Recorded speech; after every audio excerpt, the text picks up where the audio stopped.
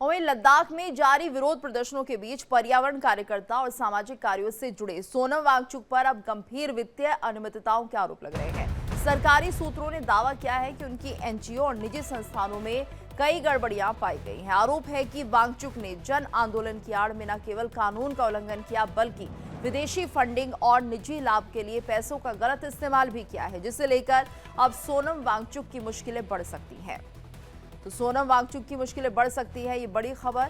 आपको बता दें कि यहां पर वित्तीय अनियमितताओं के गंभीर आरोप लग रहे हैं। पर्यावरण कार्यकर्ता और सामाजिक कार्यों से जुड़े सोनम वांगचुक पर गंभीर वित्तीय अनियमितता के आरोप लग रहे हैं। सरकारी सूत्रों ने दावा किया है कि उनकी एनजीओ और निजी संस्थानों में कई गड़बड़ियां पाई गई हैं।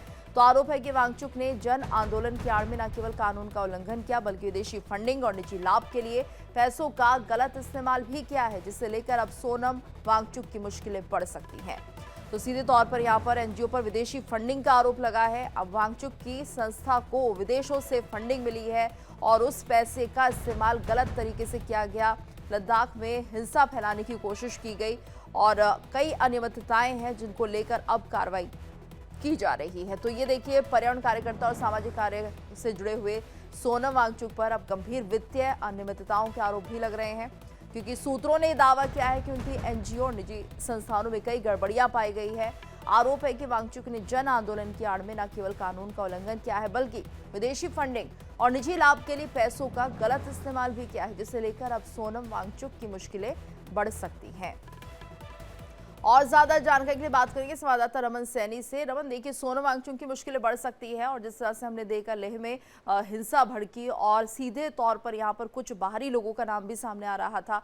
सूत्रों के हवाले से जानकारी मिली थी कि 4 नेपाली भी इस दौरान पकड़े गए हैं। यानी कि ये जो पूरा आंदोलन था जिससे कि सोनम वांगचुक ने शुरू किया था, कहीं ना कहीं हाईजैक हो गया या ऐसा करवा दिया गया।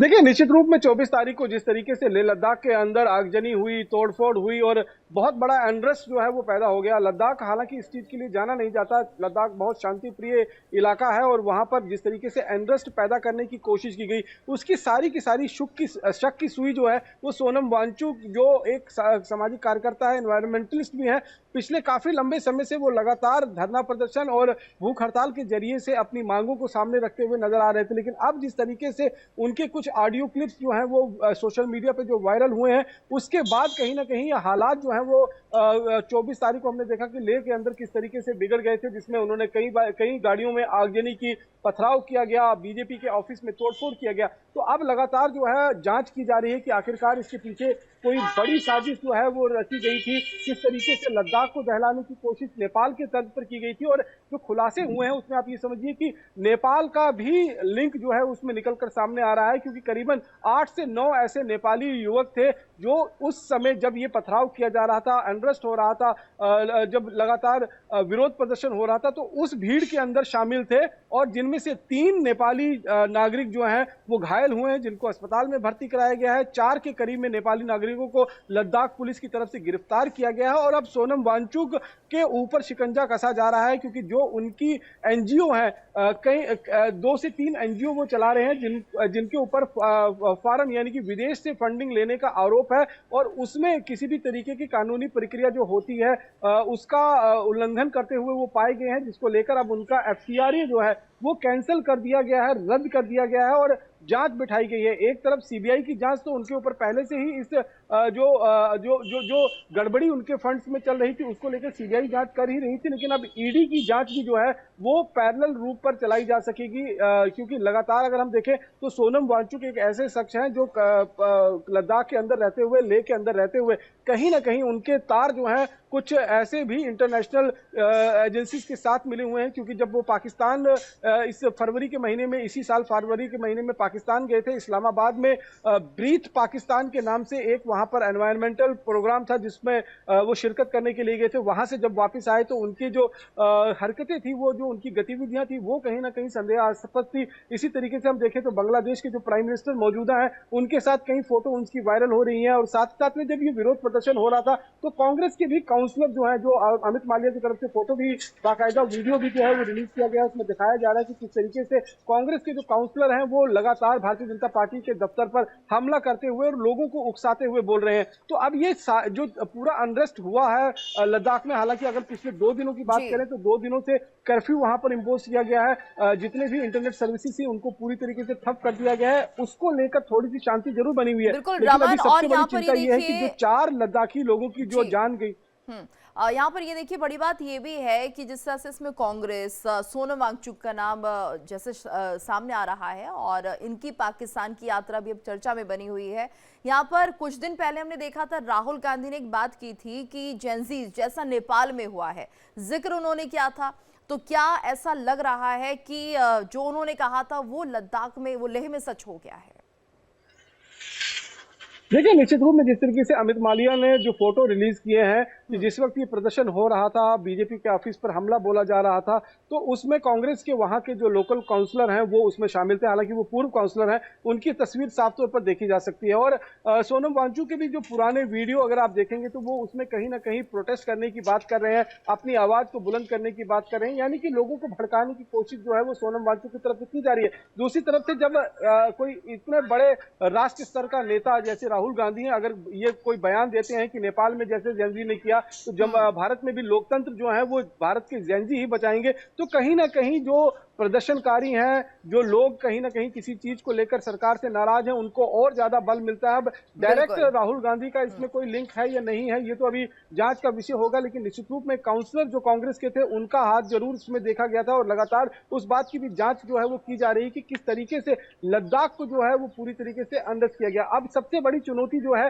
कि जिन 4 लद्दाख के लोगों की जान प्रोटेस्ट के दौरान में पुलिस फायरिंग के अंदर हुई है, हालांकि अभी पिछले 2 दिनों से देखें तो माहौल शांत है, पुलिस और प्रशासन ने उसे कंट्रोल में रखा गया है, लेकिन जब डेड बॉडीज उनके घर वालों को सपुर्द किए जाएंगे उस समय हालात एक बार फिर बिगड़ने के चांसेस जो है वो बन सकते हैं। ये सबसे बड़ी चुनौती जो है वो लद्दाख में इस समय बनी होगी। और ऐसे में अगर आप देखिए तो सोनम वांगचुक के ऊपर तो लगातार शिकंजा कसा ही जा रहा है, उनको निगरानी में रखा गया है, उनको उनके साथ उन पर लगातार नजर रखी जा रही है। बिल्कुल रमन, और ऐसे में प्रशासन की चुनौती है, जिस तरह से आप बता रहे हैं कि जब इन शवों को उनके घर पर लेकर आया जाएगा उस वक्त क्या माहौल रहेगा, उसे कैसे निपटा जाएगा। आप इस खबर पर नजर बनाए रखिएगा, आपसे अपडेट लेंगे। धन्यवाद आपका इस पूरी जानकारी के लिए। और वहीं शाहरुख खान के बेटे आर्यन खान की directorial debut series the bads of Bollywood release होते ही विवादों में घिर गई है।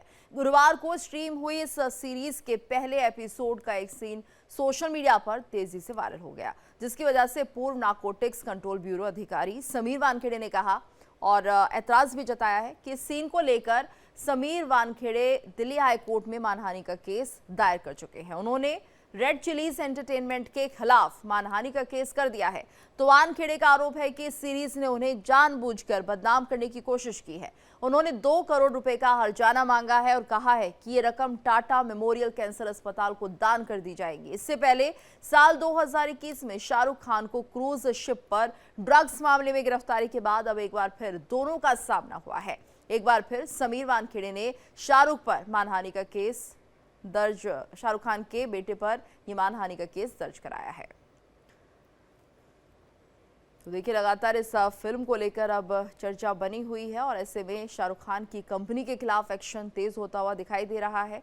तो यहाँ पर इस सीन को लेकर समीर वानखेड़े ने दिल्ली हाई कोर्ट में मानहानि का केस दर्ज किया है। रेड चिलीज एंटरटेनमेंट के खिलाफ उन्होंने ये केस दर्ज कराया है। तो वानखेड़े का आरोप है कि इस सीरीज में उन्हें जानबूझकर बदनाम किया जा रहा है, उन्हें गलत दिखाने की कोशिश की जा रही है। उन्होंने 2 करोड़ रुपए का हर्जाना मांगा है और कहा है कि ये रकम टाटा मेमोरियल कैंसर हॉस्पिटल को दान कर दी जाएगी। इससे पहले भी हमने देखा था कि साल 2021 में शाहरुख खान को क्रूज शिप पर ड्रग्स मामले में गिरफ्तारी के बाद अब एक बार फिर दोनों का सामना हुआ है। यानी एक बार फिर समीर वानखेड़े ने शाहरुख खान और उनकी कंपनी पर जिस तरह से मानहानि का केस दर्ज कराया है, इसको लेकर अब चर्चा बनी हुई है।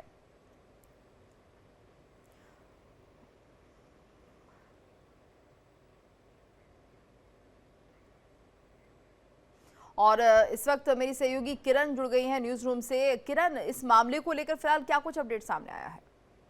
देखिए, फिलहाल तो ये है कि कानूनी कार्रवाई आगे होगी, क्योंकि मानहानि का मामला जो है वो दर्ज कर लिया गया है। ऐसे में देखिए, ये जो पूरा मामला है वो है यहाँ पर नेटफ्लिक्स पर जो शाहरुख खान के बेटे आर्यन खान का डेब्यू सीरीज है उसको लेकर के, और ये बैट्स ऑफ बॉलीवुड विवादों में जो है अब गिर गई है। इसमें जैसे ही समीर वानखेड़े को वो पूरा ये जो सीरीज है वो देखते हैं, उसके बाद ऐसा कहते हैं कि देखिए, कहीं ना कहीं मेरे ही किरदार को जो है पूरी तरह से और एकदम बिल्कुल हूबहू वैसे ही जो है इसमें लाया गया है, और कहीं ना कहीं मुझे एक राष्ट्रद्रोही तरह से जो है वो पेश करने की एक कोशिश जो है इस सीरीज के माध्यम से की गई है, जिसकी वजह से मुझे कई सारे अपशब्दों का जो है वो मुझे सुनना भी पड़ा है। कई सारी चीजें जो है वो मुझे सुनाई दी है कि मैं देशद्रोही हूँ, राष्ट्रद्रोही हूँ। इसको लेकर के ये पूरा मामला जो है उन्होंने दर्ज कराया। और ऐसे में आपको ये बता दें, देखिए, शाहरुख खान, गौरी खान, नेटफ्लिक्स इंडिया और रेड चिलीज के खिलाफ ये पूरा मामला जो है वो दर्ज कराया गया है। जिस तरह से गीतू देखिए आप भी जानकारी दे रही थी अभी कि ये जो 2 करोड़ की मानहानि की जो मांग है वो यहाँ पर जो की गई है वो यहाँ पर कैंसर हॉस्पिटल जो है उसको दिया जाएगा। ऐसे में देखिए, ये पूरा मामला एक बार फिर से, यानी कि दोनों जन एक बार फिर से आमने सामने हो जाते हैं। इससे पहले 2021 में भी हमने देखा था ड्रग्स मामले में किस तरह से आर्यन खान जो है वो फंसे थे, और समीर वानखेड़े ही उस वक्त में अधिकारी थे, और ऐसे में उस वक्त भी विवाद जो है काफी चरम पर पहुंचा था। और एक बार फिर से देखिए, विवाद जो है यहाँ पर बढ़ गया है। देखिए, यहाँ पर जो है रेड चिलीज के तरफ से एंटरटेनमेंट प्राइवेट लिमिटेड और ओटीटी प्लेटफॉर्म नेटफ्लिक्स की तरफ से जो है ये पूरा सीरीज जो है वो चलाया गया, लेकिन अब उस पर ये जो है अब जांच का दायरा जो है वो बढ़ गया है।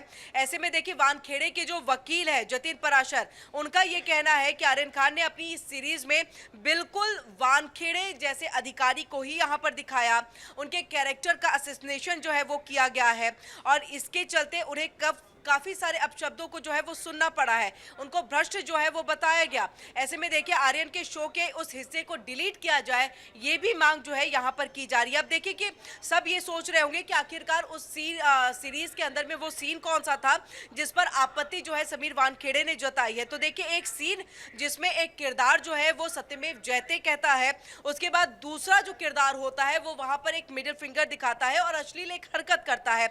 ये उन्होंने कहा है कि एक तरह से मुझे राष्ट्रद्रोही बताने की कोशिश की गई है, और वो दूसरा किरदार मुझे ही यहाँ पर दिखाया गया है। और ये इसलिए जो है इसको लेकर के मानहानि का ये पूरा मुकदमा जो है वो दर्ज कराया गया रेड चिली के ऊपर में, नेटफ्लिक्स के इस पे, और इसी के साथ जो है आर्यन खान की इस डेब्यू सीरीज के ऊपर में भी। अब देखना है कि आगे इस पूरे मामले पर आखिरकार जांच क्या होती है। और समीर वानखेड़े ने देखिए ये भी कहा है कि 2 करोड़ रुपए का हर्जाना जो मुझे मिलेगा यहाँ पर, वो रकम जो है टाटा मेमोरियल कैंसर हॉस्पिटल को जो है मैं कैंसर रोगियों के इलाज के लिए जो है वो वहां पर दूंगा। 1971 के प्रावधानों का उन्होंने जो है यहाँ पर कहा कि 1971 का जो प्रावधान था वो गंभीर और संवेदनशील उल्लंघन यहाँ पर है, और इसी के तहत जो है अब ये पूरी कार्रवाई होनी चाहिए, और ऐसे में सत्यमेव जयते वाले सीन को यहाँ पर हटाया जाना चाहिए। बिल्कुल किरण, धन्यवाद आपका इस पूरी जानकारी के लिए। मिग 21 फाइटर जेट आज रिटायर होगा। 62 साल बाद मिग 21 की विदाई होगी। तो मिग 21 लड़ाकू विमान की आखिरी उड़ान भारतीय वायुसेना चंडीगढ़ में देगी विदाई। ऑपरेशन सिंदूर में दिखाया था जौहर।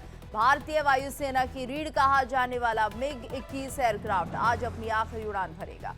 चंडीगढ़ एयरबेस में फाइटर जेट को आज विदाई दी जाएगी। इसके बाद आज से विमान की सेवाएं आधिकारिक तौर पर खत्म हो जाएंगी। 62 साल तक दुश्मनों की नींद उड़ाने के बाद मिग 21 लड़ाकू विमान आज रिटायर होगा। 1965 के युद्ध से लेकर ऑपरेशन सिंदूर तक में मिग 21 ने अपनी शानदार भूमिका निभाई है। 1963 में ये एयरक्राफ्ट चंडीगढ़ में ही वायुसेना में शामिल हुआ था।